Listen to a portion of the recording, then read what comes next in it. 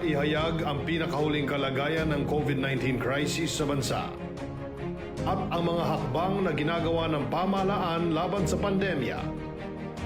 Mula sa Pangulo ng Republika ng Pilipinas, Mayor Rodrigo Roa Duterte.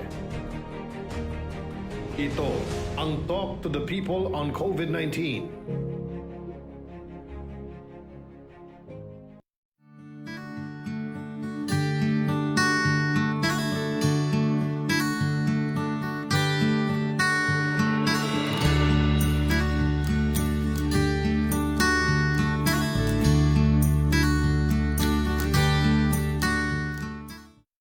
Magandang gabi po sa inyo, mga kababayan.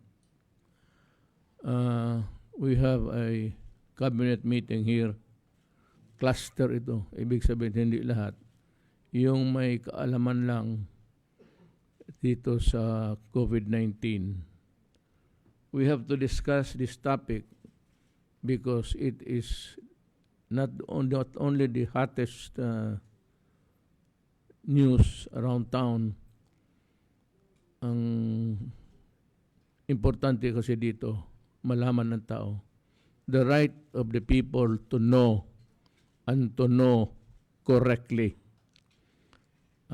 Yan ang gusto kong malaman ng tao, na hindi dapat paglaruan itong batas. Kasi kung maglaro ka dito, malilito ang tao at yan ang aming iniiwasan.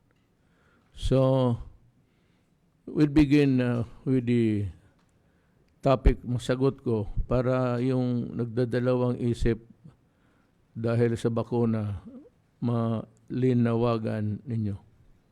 I'd like to request the Secretary, si Rocky, to read the pertinent laws, yung batas that controls the process of a vaccine before it's used to the public. Secretary Roque, kindly enlighten us of the law. I think you are the author. Pakisabi na lang sa publiko. Mr. President, okay, I am reading Section 34 po of the Universal Healthcare Law. The health technology assessment process shall be institutionalized as a fair and transparent priority setting mechanism that shall be recommendatory to the DOH and PhilHealth for the development of policies and programs, regulations, and determination of a range of entitlements such as drugs, medicines, pharmaceutical products, and other devices, procedure, and services as provided for under this Act, provided that investments on any health technology or development of any benefit package by the DOH and PhilHealth shall be based upon positive recommendations of the HTA, provided further that despite having undergone the HTA process, all health technology intervention or benefits package shall be subjected to periodic review, provided furthermore that the health technology assessment may have substantial impact on the initial coverage decision by the DOH or PhilHealth, and provided finally that the HTA process shall adhere to the principle of ethical soundness, inclusiveness, and preferential regard for the underserved, evidence-based, and scientific defensibility, transparency, accountability, efficiency, enforceability, and availability of remedies and due process. I know that you're reading the correct law. Pwede mong, kagaya ko, yung Tagalog na dahan-dahan lang, doon sa bago final phase ng bakuna. Opo. Yung recommendatory power Opo. nila. Magkakaroon daw po tayo ng health technology assessment na magiging patas at transparent na mekanismo na magiging recommendatory po sa DOH. At ito po ay yung para sa mga pulisiya at mga programa, mga regulasyon, at saka yung mga ibibigay na mga gamot, medisina, pharmaceutical product, at iba pang mga devices, procedure at serbisyo sa ating mga kababayan. Okay, now, I'd like to address myself to Secretary Duque. Sir, are you aware of this law? Yes, sir. Yung pong legal ng DOH has emphasized the provision after what was read na recommendatory po sa DOH and PhilHealth. Nakalagay po kasi rito, provided that investments. So kung gagastos po ang gobyerno on any health technology or development of any benefit package by the DOH and PhilHealth shall be based on the positive recommendations of the HTA. Recommendatory power. Recommendatory na kailangan daw ho, may positive recommendation before any investments on any health technology, which means including drugs, medicines, vaccines, or development of any benefit package by the DOH and PhilHealth shall be based on the positive recommendations of the HTA. Ang sabi po ng legal namin, absent this positive recommendation, the government cannot spend money on this technology or development of any benefit package by the DOH and PhilHealth. Yung pong investment on any health technology, it has a technical definition to include mga pharmaceutical products, mga devices, including vaccines, drugs, and medicines. Ito po yung kanila pong interpretation na sabi nila sa akin, hindi pwedeng gumastos ng gobyerno hanggat walang positive recommendation ang HTAC. Yun po yung sinasabi nila sa akin bilang mga abogado ng departamento, Mr. President. Yes, because I have here the copy also. At best, you may or you may not seek, get the recommendation. Is that within your discretion? It's a bit difficult, Mr. President, kasi investments on any health technology, development of any package by DOH and PhilHealth shall be based on the positive recommendation of the HTA, based on the positive recommendation of the HTA. So, madaling sabi, recommendatory lang. Yes, sir. It is not binding on you per se. Tama? Yung ho kasing pagkasabi sa akin, sir, kaya nga yung pong sa pagbili po natin ng Sinovac, they needed to give their positive recommendation, which they did. And that's why we paid for it. We will be paying for it based on the supply agreement with Sinovac, Mr. Ang President. HTAC, nagbigay ng recommendation. Yes, sir. So, madaling sabi, Okay. the statement of the Vice President was baseless.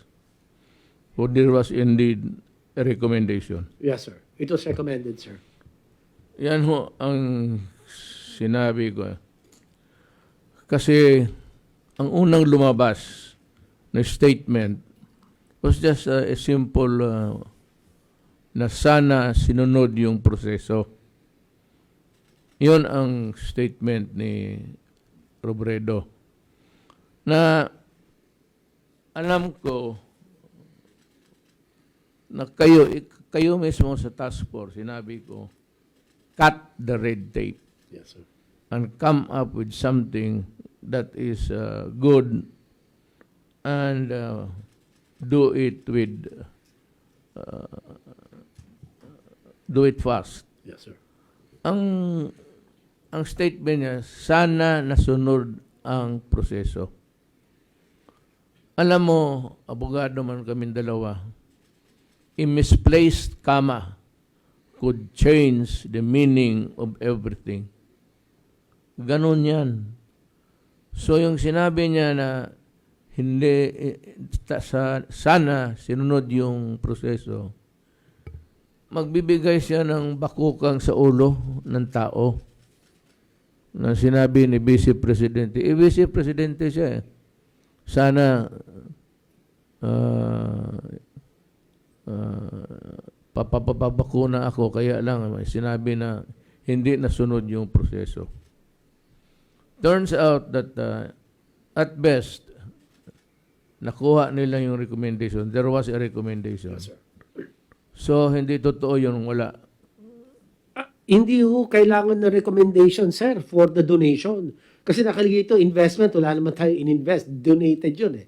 Okay. So, EUA lang po, yung Emergency Use Authorization lang po, ang kinailangan. Which binigay naman po ng FDA based on your EO 121. Yes. Kaya nga, sinasabi ko, yung statement na yun, ang dating sa mga tao, medyo yung vice president siya eh. Sumusunod na, wala palang proseso to. So, ang magbigay ng ano yan sa isip ng tao.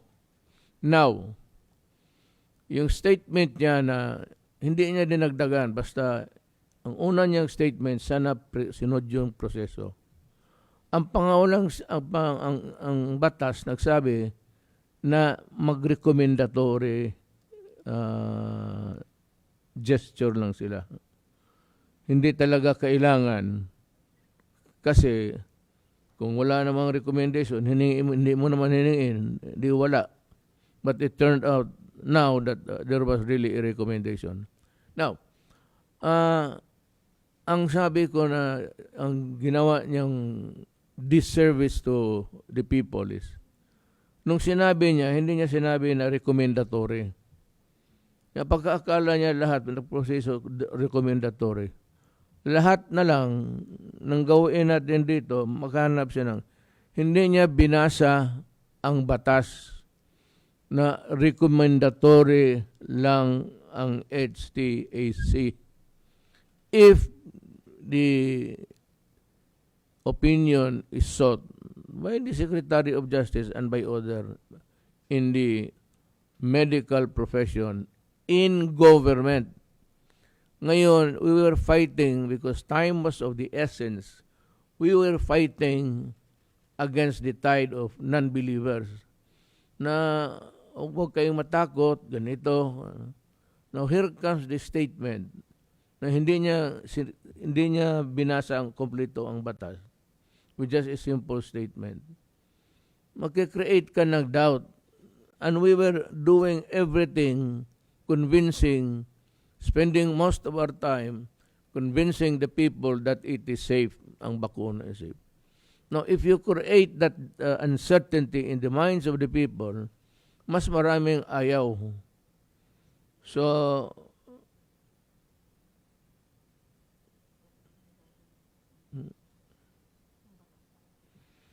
ito yung HT process shall be institutionalized as far as transparent priority setting mechanism, that it shall be recommendatory to the DOH and PhilHealth. Wala namang humingi ng if there is no issue about kasi nga donated yun, nakabalot na.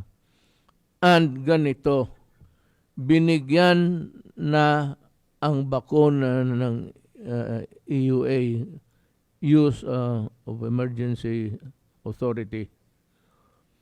Imbis na magtulong-tuloy to convince the people, here she comes and making it appear that government has failed in its mandate of securing.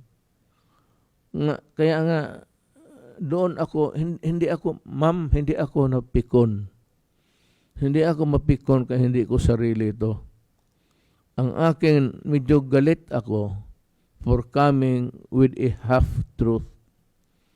Basahin mo, kalahati lang, yung recommendatory power lang, na hindi na kinuha, dahil hindi na nga kailangan, kasi donated yun eh. At saka binigyan ng authority ng FDA. Alam mo, mga kababayan,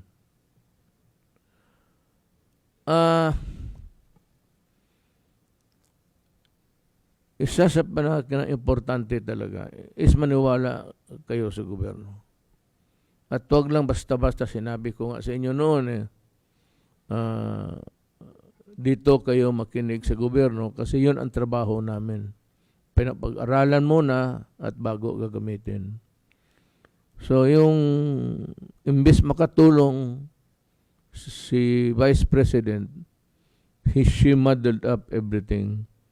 Thereby, I said, creating an uncertainty and doubt in the minds of the people. So, yun ang nagalitan ko because we were running against time. Kailangan mabakuna na agad. Alam mo kung binigay ito ni Secretary Duque, another proseso na, ay ilang buwan na naman yan, at kaharap ko yung gabi na yon ang bakuna na binababa sa eroplano ng military plane ng China. So ano gawain ko? Hindi ko na. Kaya kinabukasan, turok na kaagad. Sa awa ng Diyos, wala namang namatay. At karamihan, okay na. May headache, slight fever. Yun lang naman, pero that's part of the territory of the effects of the bakuna. Nandyan talaga yan. Kasi it's a foreign matter. Pagka foreign matter, ipasok mo sa katawan ng tao, magkaroon talaga ng reaksyon. So, I hope that next time, kung wala naman siyang masabi na tama, he just would maybe shut up. Siguraduhin niya muna o hindi magbasa siya mismo. Ikaw, ma'am, ang magbasa and take notes of the important or salient points of the law. Otherwise, I said, a misplaced comma could change the meaning of everything. Yan ho, hindi ako napikon. Nagalit ako sa iyo. Kasi sabi ko, ano maklase ito? Uubos na natin yung panahon na to convince ang tao until naman na hindi na kumpleto yung proseso. So yung tao gumaganon. Yun ang iniiwasan natin. Kaya nga pagdating diretso na kaagad, the day, on the eve, kinabukasan, turok na turok. And it has helped our country. Now, there is a rise of COVID cases. Ito ngayon, wala ka na kasali, ma'am. I hope that you'd understand what I'm talking about. Dito tayo sa pagtaas ng COVID in the Metro Manila area, especially Manila. And what advice can we give to the people so that they will be at least put on notice? Alam mo, maraming namatay. Marami rin ang may sakit. Ang pinakamataas ngayon, Metro Manila mismo. Ngayon, anong dahilan nito? Well, yung hindi maniwala sa social distancing, hindi naman naniwala sa personal hygiene. Ang hinihingi lang naman ng mga doktor, ang sinasabi ng doktor para sa iyo, kapakanan mo, is maghugas ka ng kamay, cover yourself with a mask. Clean your hands, and kung wala kang face mask, magalaw-galaw ka, huwag mong paabutin yung kamay mo sa kung ano-anong bagay. Or if you have to hang on something, if you have to hold or touch something, even if it is inanimate, sino yung walang buhay, kahoy, furniture, bantay kayo dyan. Kaya yung umupo dyan, sa restaurant, ang umupo dyan, may naiwan, and yung mag-ubo sa publiko. Bantay kayo niyan. That's why social distancing is because if you think the other guy on your right side is coughing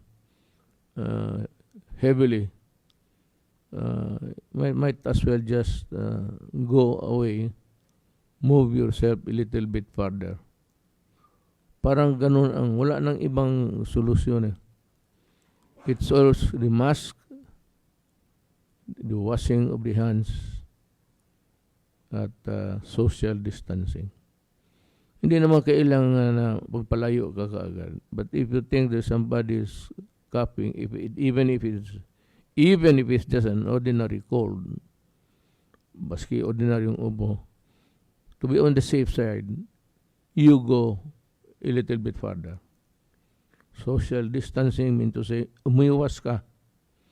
Then, mask, importante yan. Mask, importante talaga. Mabilis makuha mo pag humihinga ka.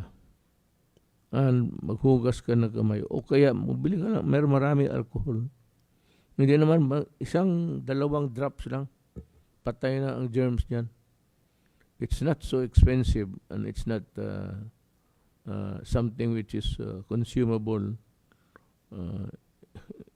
sa madaling panahon. Put your trust on the advice of government people, especially if coming from the Secretary of Health.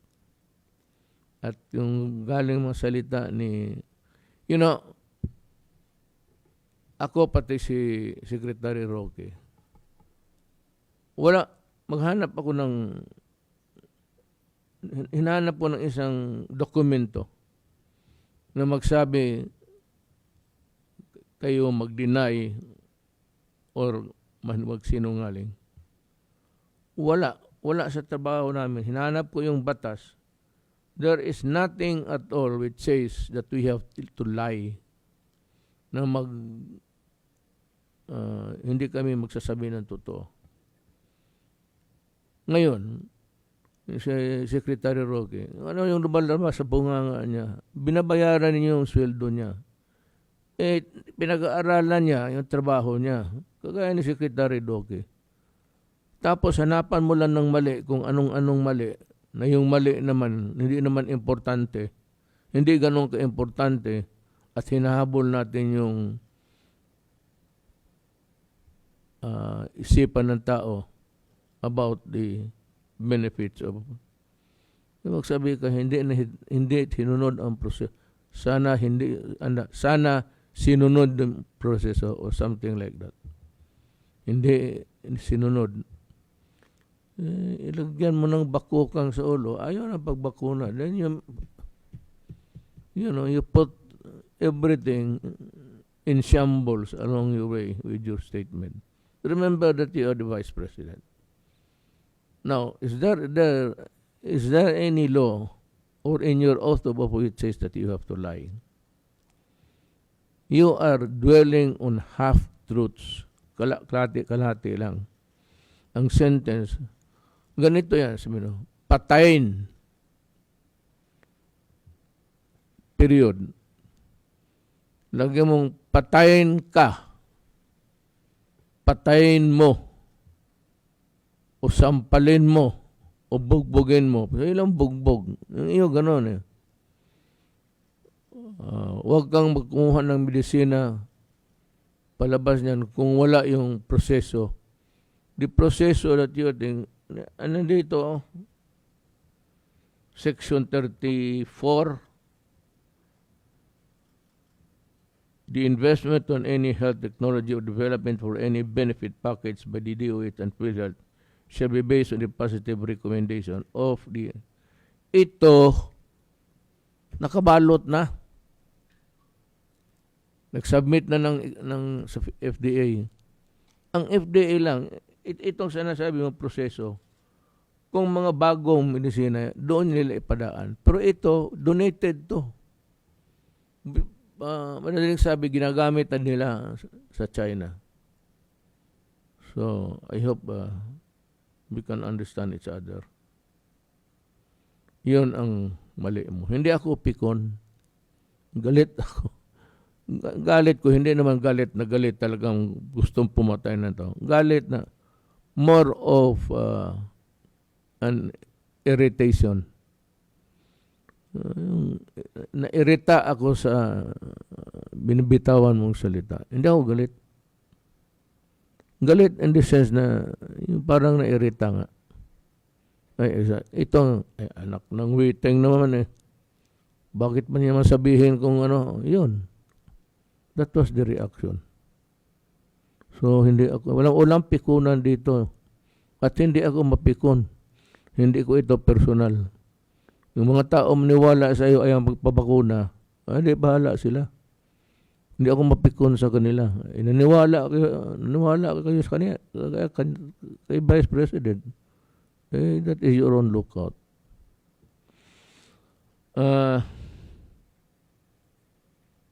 You would like to hear a report if there is any? Updating lang. I-update lang kayo. Yes, sir. Magandang gabi po, Ginoong Pangulo at aking mga kasama sa Interagency Task Force at sa Kabinete. Dalawa po ang bahagi ng aking pong ulat ngayon na gabi. Ang una po ang usual COVID-19 situationer at ang pangalawa po ay ang updates on biosurveillance. Can we have the first slide? Ito po yung mga pangunahin mensahe, Mr. President, para po sa atin mga kababayan. Unang-una, may patuloy na pagtaas po ng mga kaso sa mga regions 4A, Region 3, ang Central Visayas o Region 7, at ang lalong-lalo na po partikular ang NCR, na kung saan po nagpakita ng mataas na 2-week growth rate. Ang ibig po sabihin nito ay nagkaroon po ng mataas na bilang ng kaso ng COVID. Ngayon, kasalukuyan 2 linggo, kumpara po nung ikatlo hanggang ika-4 na linggong nakaraan. At sa NCR po ay ang critical risk, ang Pasay City at ang Malabon City. Samantalang sa high risk level po ang Navotas, Makati, and San Juan cities. May 6 na pong mga rehiyon na asa moderate risk classification. Ang pangalawa pong mensahe natin, yung pong habang tumataas ang mga kaso sa mga naturang mga lugar, ay sinisiguro naman po natin na sapat po ang kapasidad ng ating pong sistemang pangkalusugan at kung saan man may mga kakulangan ay handa naman po tayong palawig ng kanila pong kapasidad. Ang Region 7 and CAR ay sa kasalukuyan may pinakamataas na healthcare utilization rate at 48 and 47% respectively. Pero maigi lang, Mr. President, as a low-risk classification pa rin po ang dalawang regions na ito. Ang high-risk areas, other than the region, ang Makati City and Davao Occidental po ay high-risk ang kanyang healthcare utilization rate, samantalang moderate risk areas ang mga sumusunod: Lapu-Lapu City, Ormoc City, Nueva Vizcaya, Santiago City, Ifugao, Mandaue City, Mandaluyong City, and Cebu Province. At habang patuloy pong binubuksan natin ang malaking bahagi ng ekonomiya at pagtukoy po ng mga tinatawag natin mga variants of concern, ito po yung UK variant at saka po yung South African variant, ay pinulong po natin ang mga National Capital Region mayors noong Sabado ng gabi. At dito po, pinaalalahanan po natin sila na paigtingin po ang kanilang pagsasakatuparan ng prevention, detection, aggressive isolation, and treatment response para po maputol ang kadena ng hawaan at madurog ang mga pagkumpul-kumpol ng mga kaso sa kanila pong mga komunidad. At ito pong mga estratehiyang ito ay atin na pong ginawa ito at napatunayan na epektibo sa lumipas na 12 buwan po na tinutugunan natin ang pandemic COVID-19 pandemic response. Ngunit sa ngayon, dahil nagtataas na naman po, kailangan talaga mas mabilis talaga mas enforced ang kanila pong pagsasakatuparan ng mga strategies na ito. Lalo na po yung sinabi niyo po, Mr. President, tama po kayo, kailangan talaga sumunod doon po sa ating pagsuot ng face shield, face mask, yung pong physical distancing, at saka yung regular na pag-sanitize or disinfect ng mga kamay at mga gamit na madalas pong hawakan. In fact, Mr. President and fellow cabinet members, kung susundin lang po natin ito, ang protection na binibigay po nito, Mr. President, is higher, almost the same or even higher than the vaccines. Kaya napakamahalaga po itong ating paalala sa kanila, Mr. President. So, ganun pa man, yun din na mga binanggit ko na mga variants of concern ay patuloy po na pinaiigting natin ang pagbabantay o pagmamatsyag, yung surveillance effort to monitor and detect ito pong mga areas of concern or variants of concern, Mr. President. So, Mr. President, ito lang po ang aking pong report at handa po akong sumagot sa mga katanungan. Salamat po, sir. Sir, have you identified the various variants that have emerged from this pandemic? Ilan, sir? If I understood you correctly, kung maraming tinatamaan, mas maraming kaso mutation na mangyayari. Tao por tao.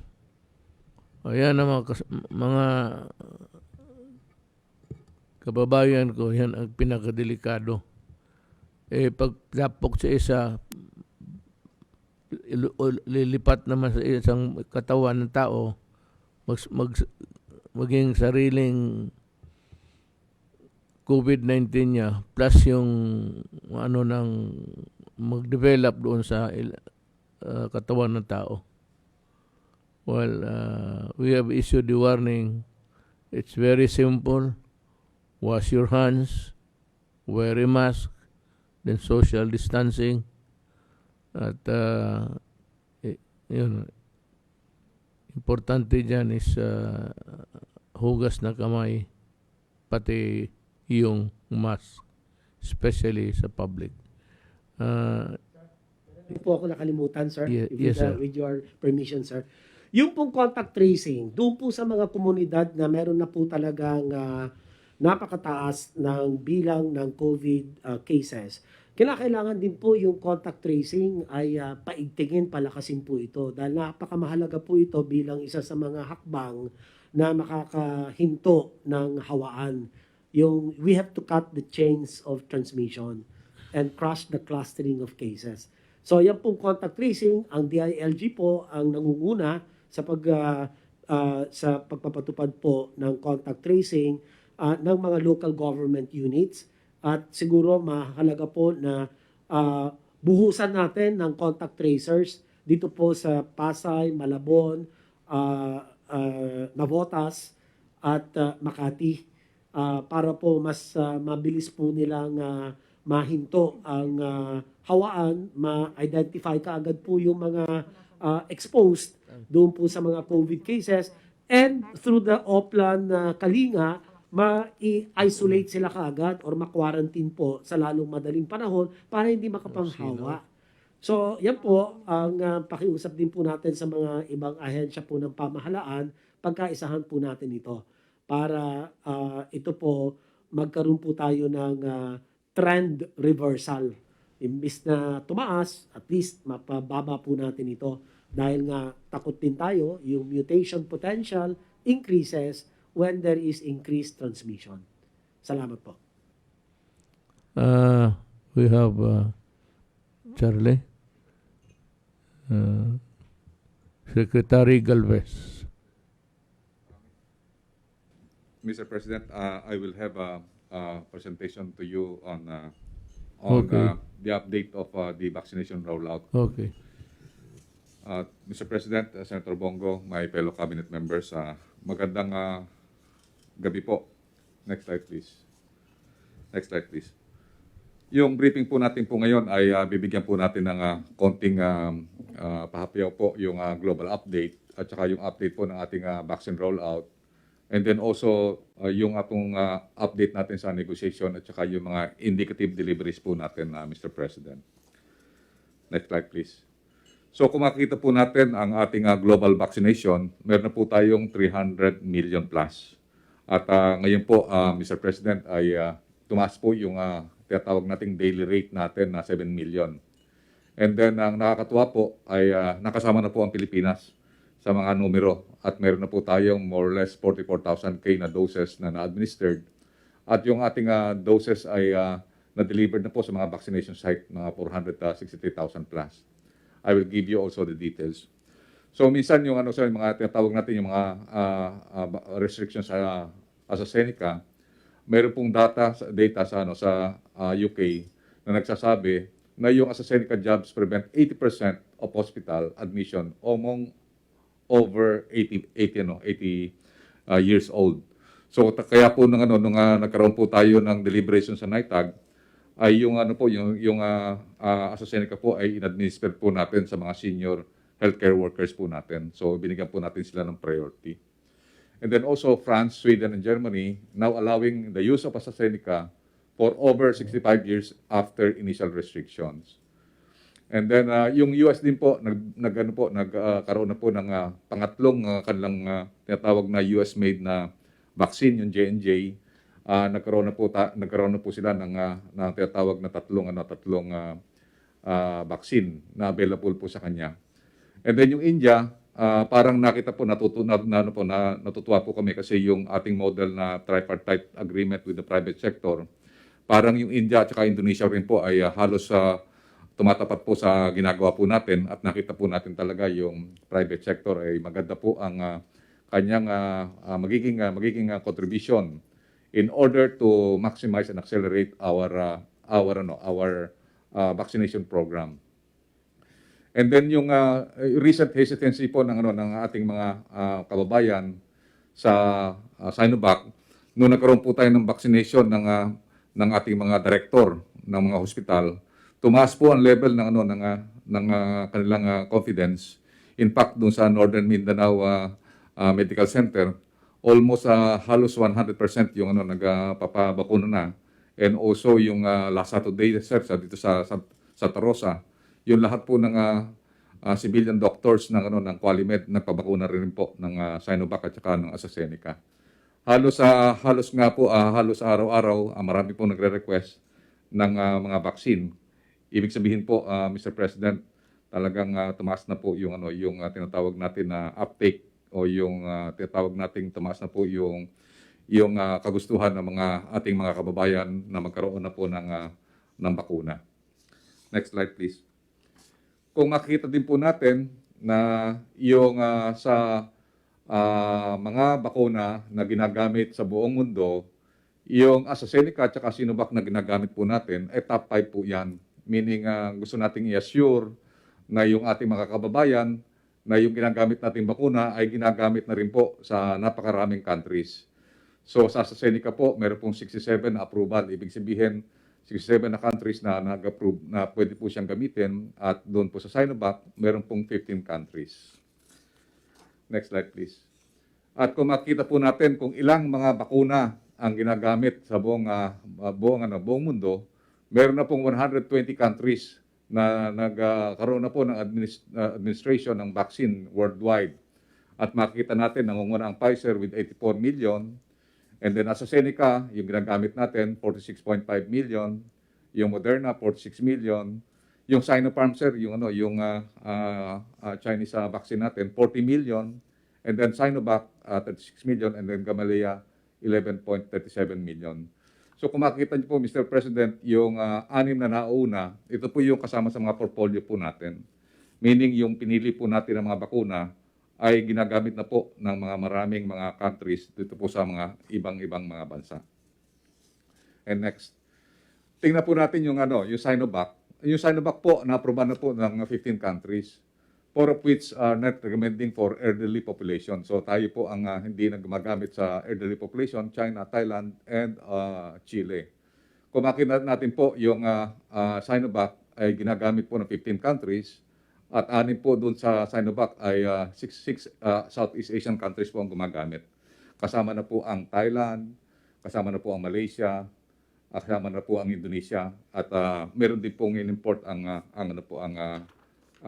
Singapore. Next slide please. So sa ngayon po, dumating po kahapon Mr. President yung 38,400 doses. Ito po yung pangako sa atin ng COVAX na 525,600. Yung nauna po kasi natin natanggap yung 407,200,000.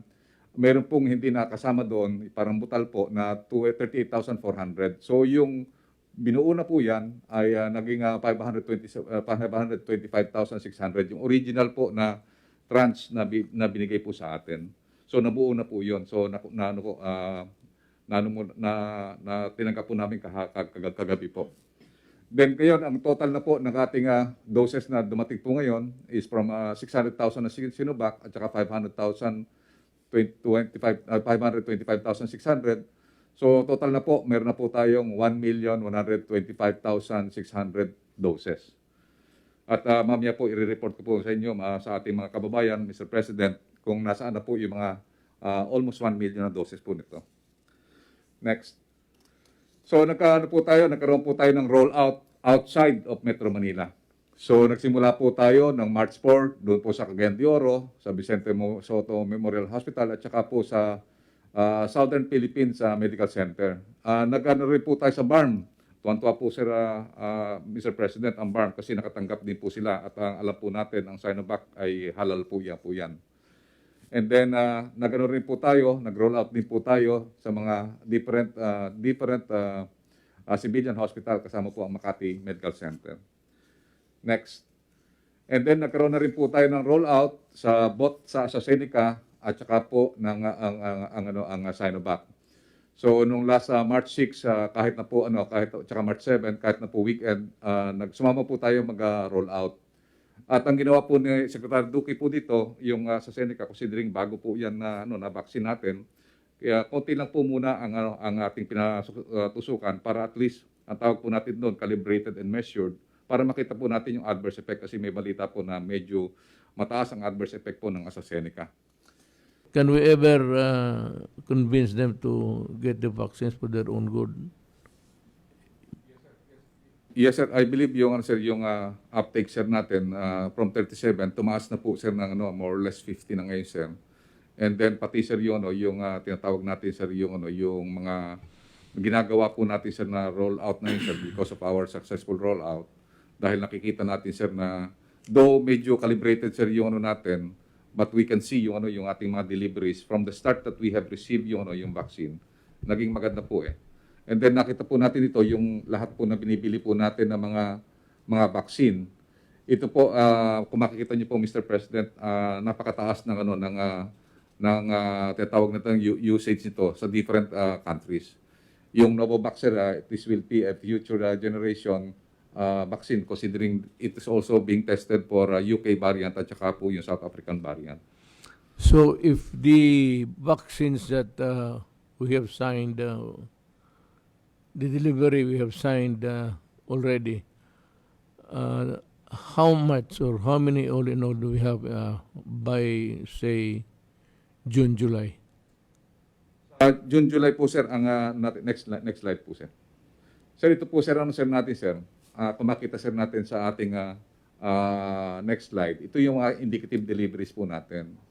So kung July, kung sa second quarter, we expect na meron tayong sir, nandiyan ang Sinovac at saka yung nandiyan din po yung COVAX at saka yung Novavax. And then also yung sir sa May, June, baka dumating na rin po yung AstraZeneca. Meron pong order ang private sector na 2.6 million.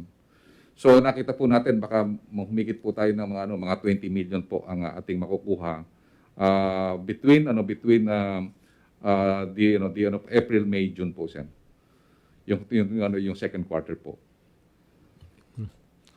Okay, I'd like to just repeat again the role of the crucial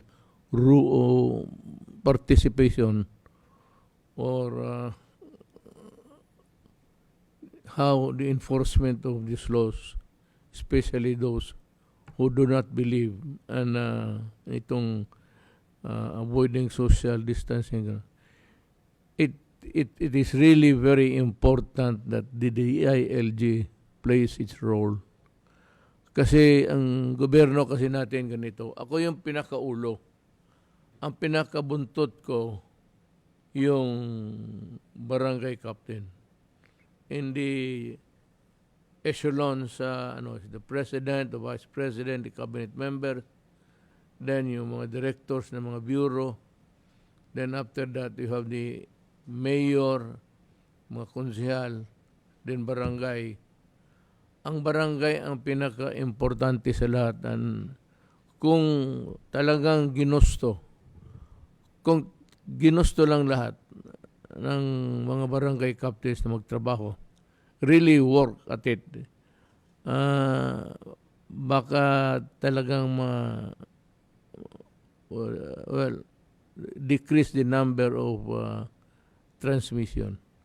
Now, for example, in Manila, kung talagang true to life itong mga barangay captain na to, yung political will nila to see to it that everybody gets the vaccine, minus the one who does not really, the number, the certain percentage that do not want it.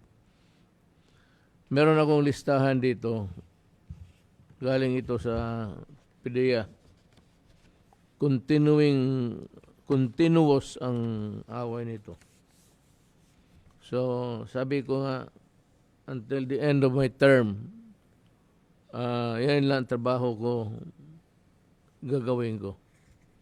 Itong sa PDEA, ang napaalis sa trabaho, ibig sabihin, wag na kayong maniwala nito mga gago na to at bantayan ninyo at baka ito na naman na mag-umpisa ng droga.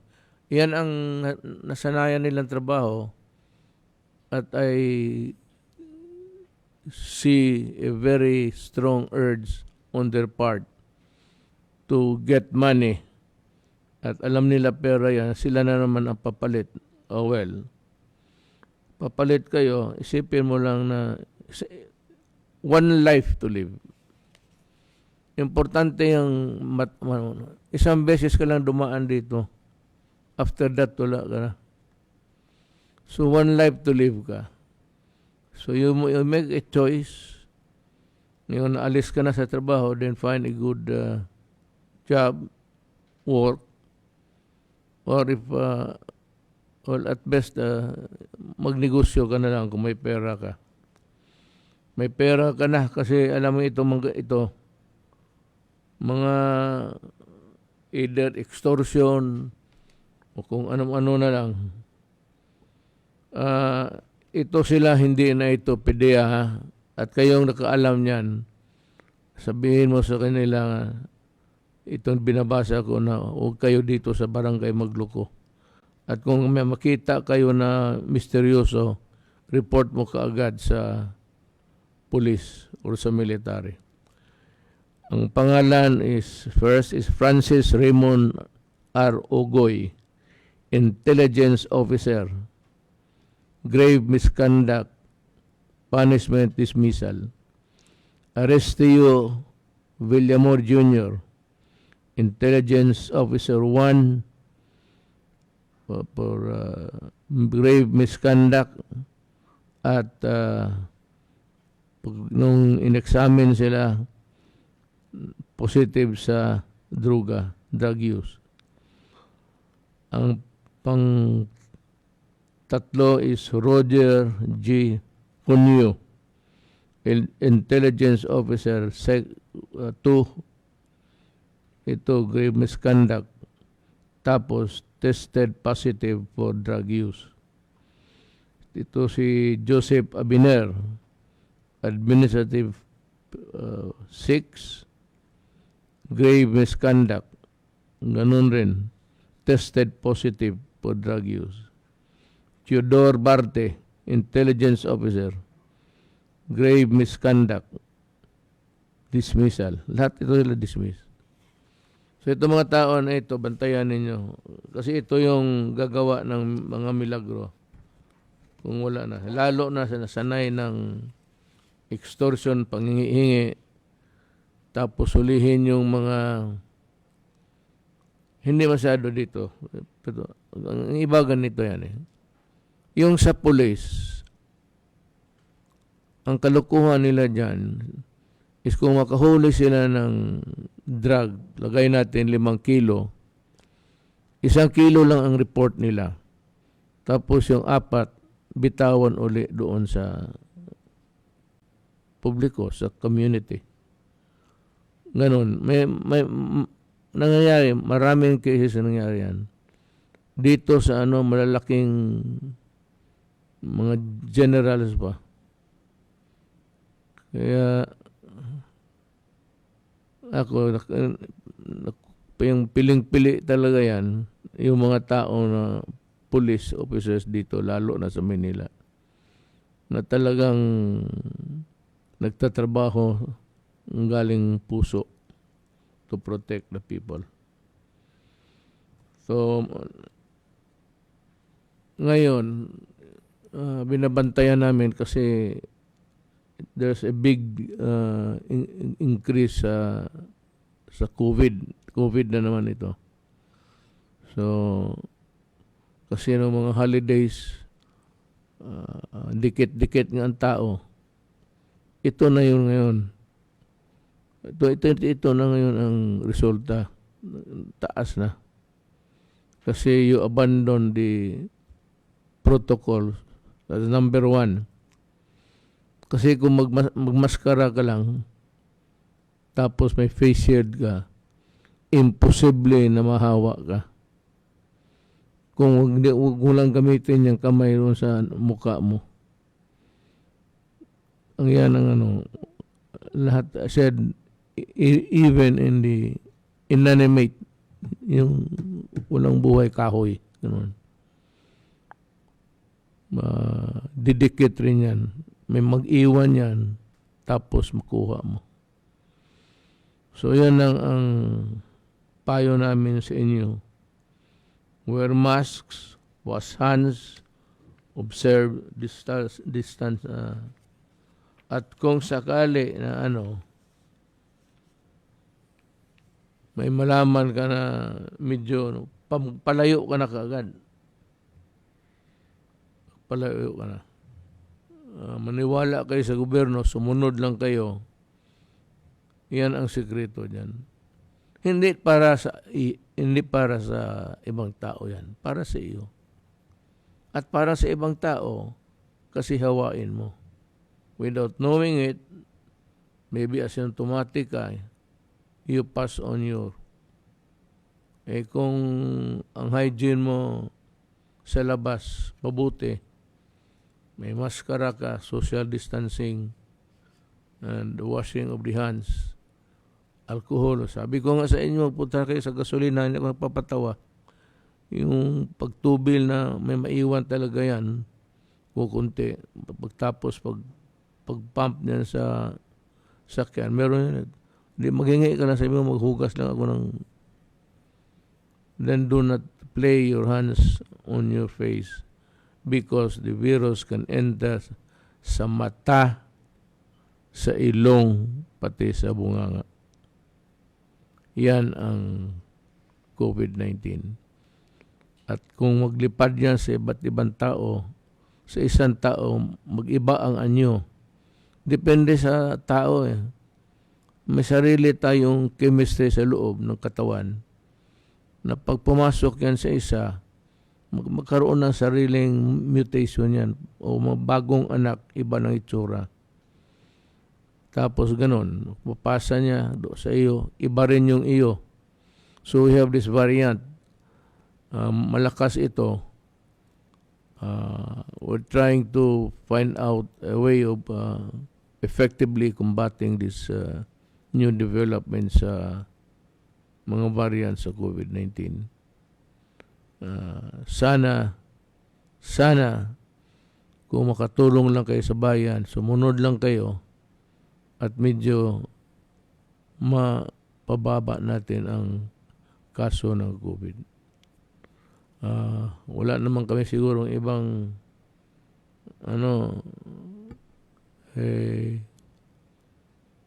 paalam lang kami at we'll say in the next cabinet meeting, we will share with you, right to open.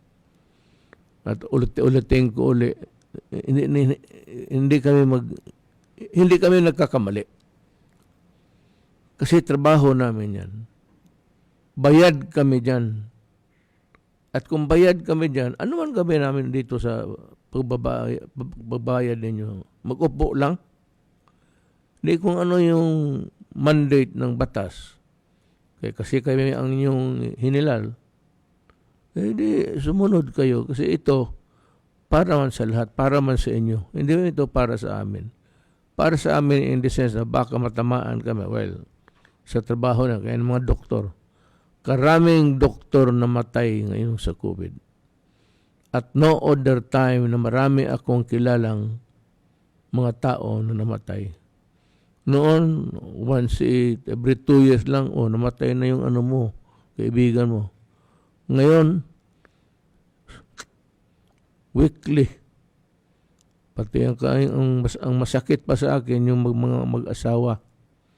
Kasi katabi palagi. Pagtulog, pagkain, lahat.